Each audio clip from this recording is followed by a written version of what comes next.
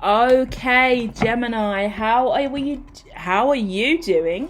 I am going to dig straight in with a reading for you. Let's check your energy. Let's see what's going down. There may be more background noise than usual because all the windows are open today. I'm feeling very hot and flustered, may I add.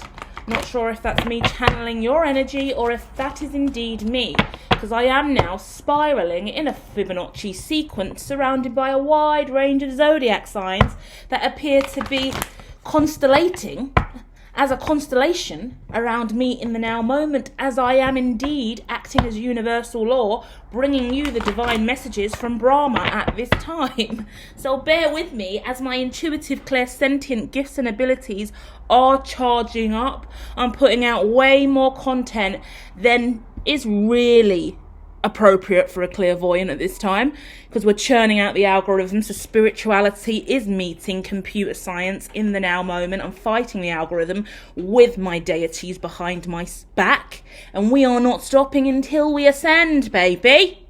So I'm pushing through, and Gemini's next on the list, and my cats are now scratching on the scratching post.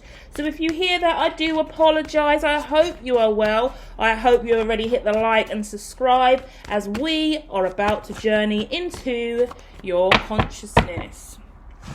First card out, Victory, followed by Trapped in Fear, followed by Destiny, followed by Patience and Planning. So that was Victory and Success. Destiny, Trapped in Fear, Emotional Loss, followed by Temptation. Oh, there's something difficult on the way in here.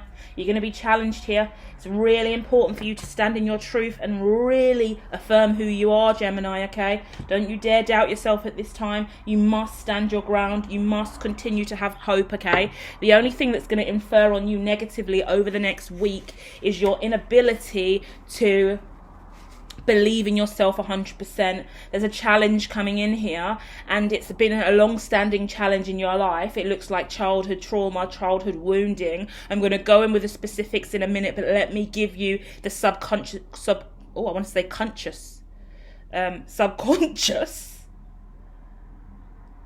underbelly of the situation. Let me go straight in, okay, because I'm throwing out big Dr. Seuss words at this time. So you might be into rhyming, poetry, arts and crafts, something creative, something, you might have a presentation, some kind of public speaking, seminar, even something legal or professional to report. As a result, it's really important for you to be able to speak clearly and articulate yourself. I'm receiving that energy loud and clear. Now, on that note, I'm seeing you've done something within the local community and now you're expecting some kind of result. This is related to your child, other children, other people, your family and friends. A lot going on here. Remember, these are general readings, so I'm spreading out the themes generally. I don't want to specify. It could be about a child specifically, a young girl. It could be about you becoming a mother, you having a child, or family and friends and all the kids and nieces and nephews that are already in your life. But there was something around this situation rooted to what you believed was a misfortune. That was an unfortunate situation for someone, because it looks like there's lies and deceit and a dishonest message here. Once again, legal showing up again here. A legal situation whereby somebody was imprisoned wrongfully and wrongfully accused, wrongfully judged. And actually, don't worry, okay, there is going to be a gorgeous outcome where this person will receive what is rightfully theirs. Yeah, I feel like your last reading towards the end, we spoke about someone being taken advantage of, someone taking something that belonged to someone else in regards to intellectual property, money, abundance, ideas. Stealing someone else's ideas is what I really got in the last reading for you. That's coming through again here now, screaming really loudly. And it's about a relationship, yeah. It's about a contractual agreement, and there's a lot of thoughts and feelings around this. Someone's worked really, really hard here, really matured, really grown, really shown how smart and articulate they are. And as a result, they've had to shift into a brand new direction, change their relationship with other people, go for an absolute nightmare legally here. Sorry, the cats are going bananas, trying to grab all the cards off the desk. I am really sorry about that.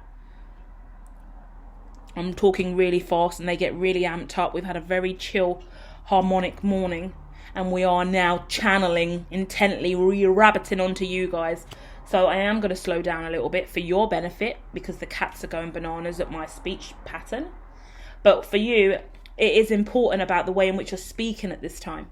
The speech is important, the communication is important, the fluidity, the consistency, the context of the conversation. It is all important moving forward, and it's very important that you are incredibly clear about what you are offering and what you have to say and how you intend to justify what has happened in the past, because there has been some injustice, some dishonor, some high level of disrespect. You're right. This looks like some kind of misfortune, a missed opportunity, because someone didn't know how to value another person, right? The values were wrong, okay?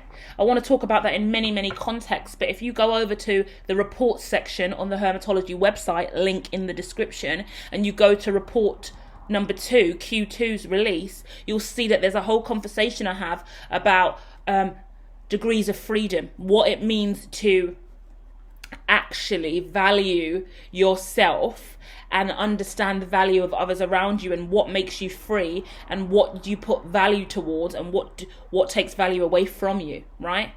Money, wealth, abundance, family, friends, home, career. What makes you feel like you're amazing? What makes you feel valued? Is it the money in your bank account? Is it your friends and family? Is it your job and career? Or is it that kiss and cuddle you have at night? Is it that look in the mirror that you have in the morning when you're brushing your teeth and you look at yourself and you know that is who you really are? Is it the cats and when you feed them? Is it the dog? Is it your kids? Where does your value come from? What fills you with those ideologies of self-esteem, confidence and value? Because in those moments you start to understand self. And only people who can truly value themselves can value another. I always talk about you can't love someone else until you love you. Is that right? Yeah, until you love you. You can't value others until you truly know how to value yourself. And so many people think that's a really like, oh yeah, okay, whatever. But you wouldn't believe in today's society how many people do not love themselves, how many people do not value themselves, how many people really do not really truly inherently even know who they are at the core. They assume that they do, and they act all kind of a little bit egoic and stuck up, and they often knock down other people that actually do know themselves, which is even more unfortunate. Because actually we've all been raised in a world where the education system is about maths, science and English, yeah? It's not about, do you love yourself? Do you know yourself? Can you look at yourself in the mirror? Have you dealt with your inner child wounding?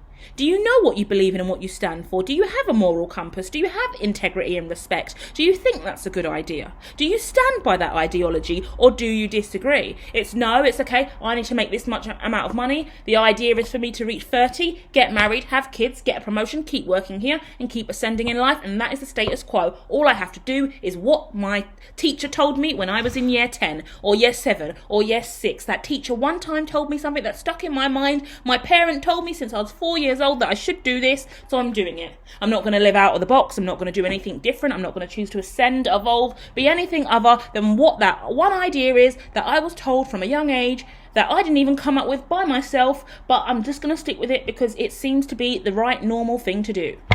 What is normality? Who are you really beyond the ideas of just following the status quo and conforming to what you believe is the right thing to do in today's society? A lot of intense messages coming from me today. A lot of quite rapidly speech as well, which is interesting. It's really suggestive of conversations that need to be had around the team. A lot of individuals as well. So I hope you received the specific kind of breakdown of what I'm saying, but let me give you the overall message from the energy I'm sitting in the now moment as a shaman. I'm connecting with someone who needs to have a very serious conversation, not with one person, but with a team, a network, a social group, family or friends, and you need to resolve something that's happened in the past. You need to get to the bottom of the situation, you need to get to the root of the issue, and you need to be clear about what you're saying and how you're going to articulate yourself so this can clearly be resolved and you can move on, because there has been some misinterpretation and some misunderstanding about what is and isn't acceptable and what is and isn't the right kind of behavior and culture. Right? Speak about culture, that's coming to me quite a lot in this conversation. So what, in different environments and different social situations, the culture's different. If you work in a school or the education sector, there's a culture there about how you behave and how you communicate. The same way that you communicate in the education sector is not the same way you're going to communicate in the cryptocurrency trade floor culture. You can have a laugh and a joke. If you work in sports, you can have a laugh and a joke. You can take the right piss, you can go down to the pub, you can swear and have a joke. Whereas in other cultures like education, you can't do that. Yeah? You work for the NHS, standards, different standards over there. You work for the government. Oh my God, what can you do? What can't you do? You're rigid. You've got to be in the public eye. You've got to step the straight and narrow, right? Even if you are having parties during COVID, I mean, dearie me, you've got to lie about it. Until we call in Sue Gray, at least, you know? So I'm going to leave you with that, and I hope that provides you with a little bit of reflection about what's going on with you. And I hope you know that there is a real need for you to get clear about where you're at in the mind space. Yeah, free from everyone else's ideas, free from society standards. What do you believe in, and what do you think isn't acceptable? And how can you make sure that that is reflected in your reality, and that other people know that that's what you stand for and believe in? Because only then does life get a lot easier. Otherwise, you're moving around in different social settings and situations, bound and trapped by ideas that are not truly yours and aligned to you. And either way, you might not notice it for 10, 20, 30, 40, 50 fucking years, but eventually it creeps up on you and you realise, shit, I'm out of line here, I'm out of sync here, my energy's off here, something's wrong here. And only then can you make the change. And you're here now, so let's make the change, shall we? Yeah? Feel free to share the specifics in the comments, feel free to hit like, feel free to subscribe, and I'll be back soon with more.